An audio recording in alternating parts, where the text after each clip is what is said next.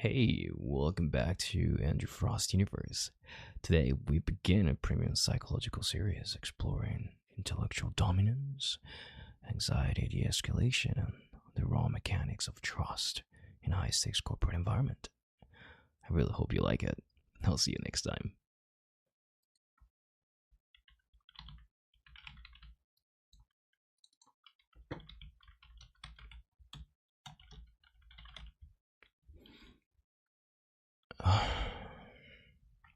Put the tablet down.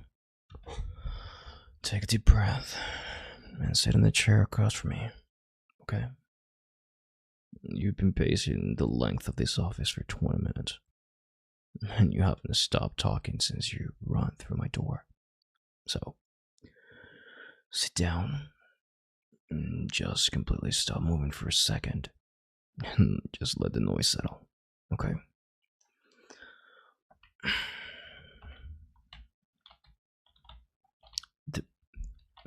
The board isn't gonna freeze anything, alright? I know the metrics and I wrote the core framework for the very risk assessment program you're using to read those numbers right now, so I don't need you to repeat the percentages to me.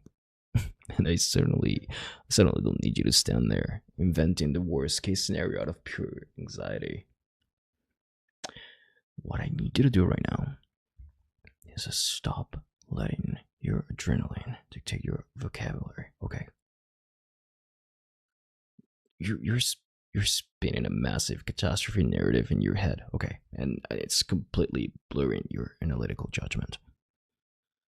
You're just reacting to a number on a screen without looking at the architecture behind the trade.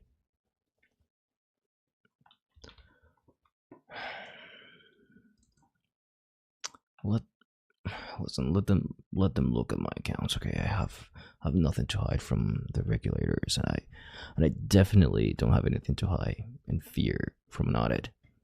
All right, I mean, look at your hands right now. You're shaking so hard you almost dropped that tablet twice. And your chest is completely tight. Your breathing is frantic, and you're trapped in a hyperfixation loop where every single variable ends in a total disaster. You walk into this room to save my career, but right now, you're so overwhelmed by the perceived risk that you can't even see the baseline strategy. Look, you're acting from a place of an acute cognitive overload, okay? Letting your system trigger a total fight or flight response over a play you don't even fully understand yet. Well, I left you in the dark because of your hypervigilance, and it just makes you completely predictable to the people watching you, sir. If you had known about the liquidation, your trading behavior would have changed. Alright, the algorithms would have flagged the shifts, and our competitors would have known exactly when I was going to move. I needed your, genuine panic to sell the play to the market. But right now, that simulation is over, so I need you to stop talking about the board, stop talking about the legal department, and just focus entirely on the sound of my voice.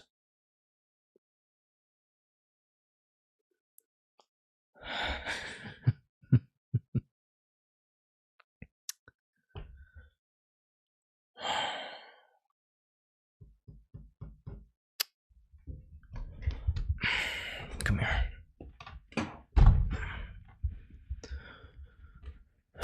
Shh. Stop. Stop moving. Stop. Look at me. Right here. Okay.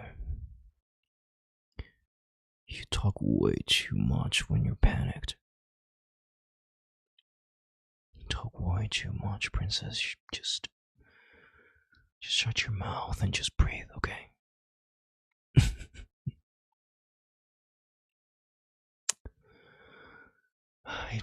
Listen, It makes perfect sense if you actually quiet your mind long enough to just to process the psychology behind it. Your amygdala has completely hijacked your rational thinking, and you cannot evaluate data because you're terrified of losing control. So I'm riding that panic loop right now, having you pinned against my desk so you cannot move and you cannot talk. Your only obligation for the next 60 seconds is to synchronize your breathing with mine. Okay. You will inhale. Slowly, slowly. Hold it. Now, let it out. And just feel the weight of my hand holding you steady against this glass. Just let that frantic brain of yours turn off.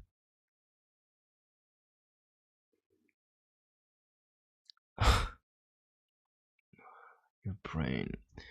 Listen, your brain is lying to you because it's operating on incomplete data and all fears, okay? You're letting past professional traumas dictate how you interpret my current strategy, okay? You are remembering the failure of your old firm, the way your previous employers panicked and left you to clean up their mess. And you're projecting that old trauma onto a masterpiece. So look at my face. Look straight into my eyes and tell me if I look like a man who just ruined his empire.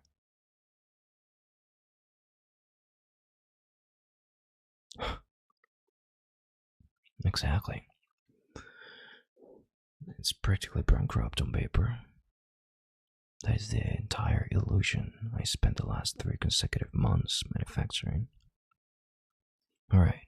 I just need an entire market, including the licked corporate spies sitting on our board, to believe that logistic firm was a sinking ship. I systematically drove their stock price down. I forced their primary creditors to panic and sell off their debt portfolios for practically nothing. And then tonight, while the board was laughing at their apparent collapse, I bought 90% of their international shipping infrastructure through a private shell corporation.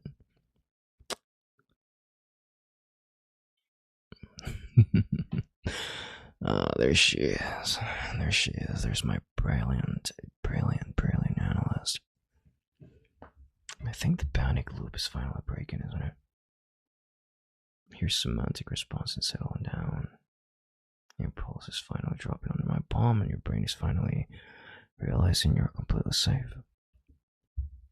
The board isn't going to freeze my assets tomorrow morning by noon. What's going to happen is they're going to realize I just doubled our market cap for a fraction of the cost. And they're going to be on their knees thanking me for saving their dividends, and I don't know what else are they going to do. So, I'm always 10 steps ahead of the entire board, princess. You never have to worry about the numbers when you're with me.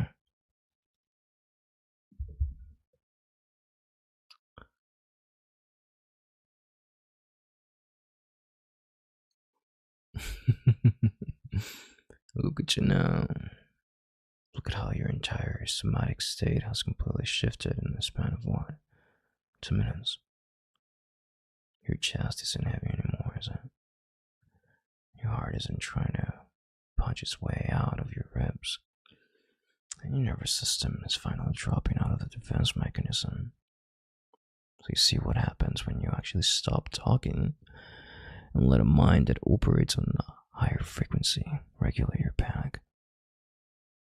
You finally start to see the board clearly. Of course I did. I don't make emotional plays, princess. Every single variable, every regulatory trigger, every psychological reaction from the board members was modeled and accounted for 3 months ago. When you operate at this executive level, you cannot afford to react to the current wave. You have to design the tide. But you were so hyper focused on the immediate liquidation that your brain perceived a threat. It was actually a calculated trap. That is a classic cognitive distortion. You let a temporary shift in cash reserve convince you that the entire empire was collapsing because your default conditioning is to expect what a catastrophe when things happen outside your immediate line of sight.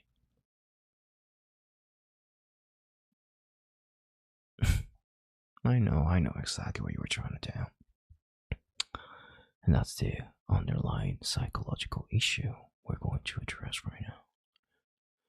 Your desire to protect me is driven by a subconscious need to maintain absolute control over your environment so you don't feel vulnerable.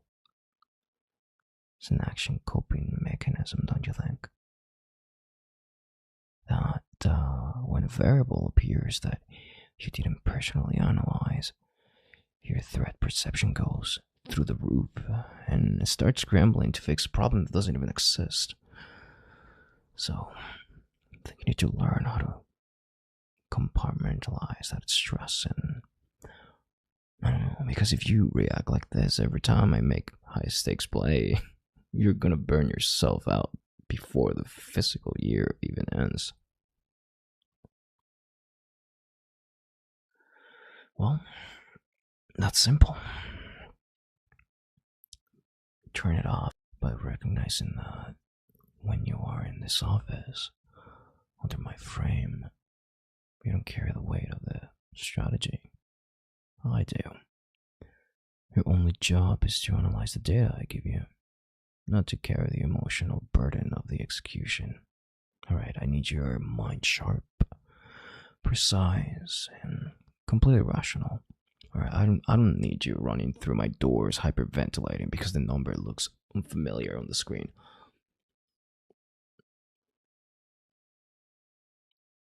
Alright, tomorrow morning at 9, when the board calls that emergency session, I want you sitting right next to me at that conference table, and I want you to watch their faces. They're going to try to use the exam safe fear tactics your brain used in you. They're going to talk about volatility, and they're going to talk about exposure, and they're going to try to intimidate me into reversing the acquisition. Nothing. Absolutely nothing. You're just gonna sit there, you're gonna keep that beautiful face completely unreadable, and you're gonna let them exhaust themselves running through their panic loops. Alright? Emotional intelligence in a corporate boardroom is about understanding that the loudest person in the room is always the one operating on the highest level of fear. When they finish throwing their tantrums, you're going to slide the update International Asset Manifest across the table. You're going to let them read the actual logistic valuation, and you're going to watch the entire cognitive structure shatter in real time, just like yours did 2 minutes ago. So we're going to teach them a lesson. Market dominance tomorrow, princess. But to do that, to know that your mind is completely locked with mine, I need to know what you truly want, and that you trust my intellect, especially.